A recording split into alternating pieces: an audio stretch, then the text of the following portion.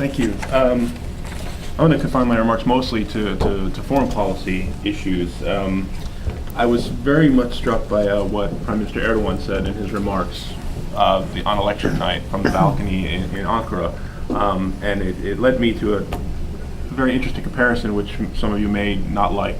But just his remarks, quote, "I agree with affection the peoples of Baghdad, Damascus, Beirut, Amman, Cairo, Tunis, Sarajevo, Skopje, Baku, Nicosia, and all of their friends.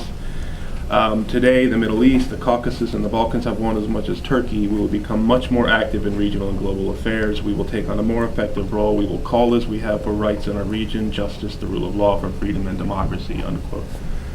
Now, as I was reading this, I think the day after, this clear statement of an electoral mandate for a values-based foreign policy, I was strangely reminded of another speech by another re-elected leader, George W. Bush, in his second inaugural. And just give me a minute here, where he used this re-election and this mandate, or a perceived mandate, to articulate exactly that, a values-based foreign policy, the role that he believed the United States should take on in securing liberty and democracy for others around the world. Now, agree or disagree with that.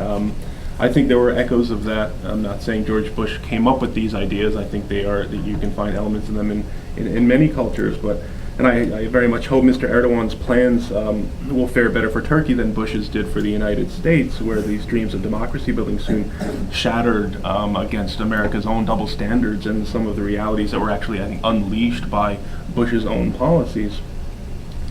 And of course, it's also ironic in that a lot of the sentiment that Mr. Erdogan has, I think, effectively capitalized on were driven by, I think, the arrogance exemplified by George W. Bush's policy himself. I think President Obama has come into office and really tried to change the relationship, but the old habits die hard. I think there's still very much a perception in U.S. foreign policy circles, perhaps not among those who spend much time studying Turkey, but those who work on kind of more general affairs, of seeing Turkey as still very much in a Cold War context. But in contrast, I think, to looking at the kind of last few months of the Arab Spring, the Arab uprisings, the changes going on in the region, which I think clearly made an impact on Mr. Erdogan. I think his remarks on election night are very much reflective of that. Leading up to that, I think there was a tendency here in the States to kind of look with some fear upon what a new Turkey could mean for U.S. interests for the region.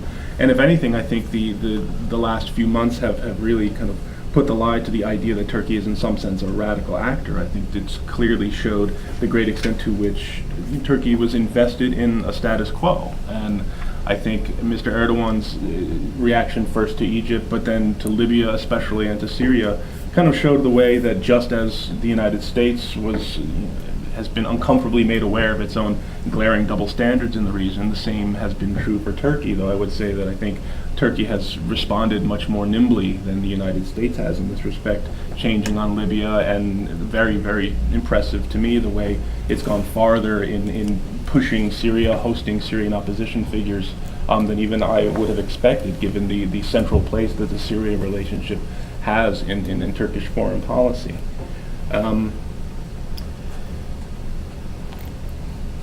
It'll be interesting to see how much effort Turkey really puts into or puts behind Mr. Erdogan's words. I mean, it was very high-flown rhetoric. It's very nice to hear.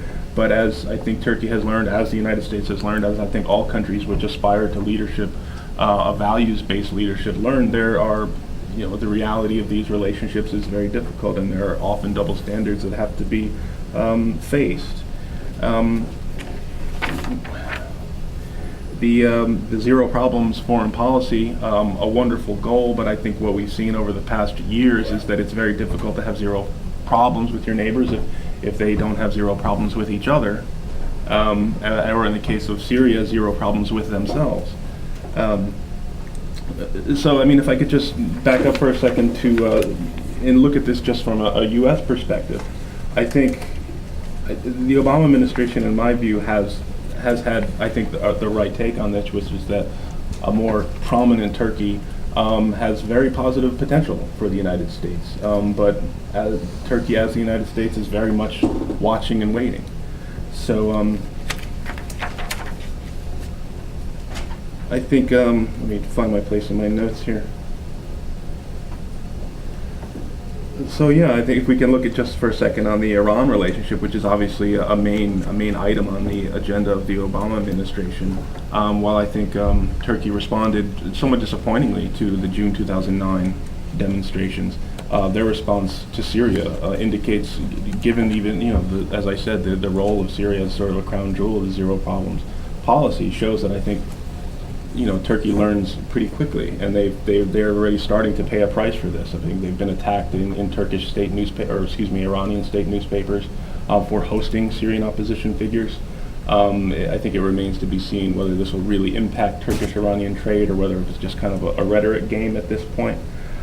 But like everyone, Turkey's waiting. It's waiting to see how changes shake out in the region, just as the Obama administration is. But I think really one of the most interesting things will be to see what actual policy weight, what diplomatic capital Mr. Erdogan puts behind the rhetoric we heard from him on that balcony on election night, which again I would embrace and congratulate. So.